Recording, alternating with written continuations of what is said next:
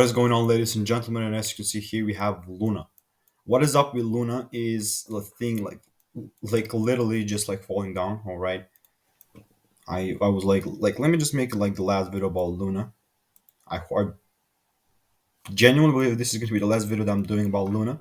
But yeah, so previously, like if you don't know, like a lot of people like started to buy in right here, but then just continue to fall lower. And what I'm expecting is these lows to get cleared out. The new all-time low that we made is like is at what 0 point like 100.0720, and for uh that much the price to fall down, like it's just gonna be around 95% or some shit. And I genuinely believe that low is gonna get cleared out. So yeah, that's my expectation for right now. I genuinely don't believe that Luna is gonna be like climbing back to $1. Okay, let me know what are your thoughts about that. I know that like a lot of you guys did manage to get into Luna. Me myself did not. But yeah, have a wonderful day and goodbye.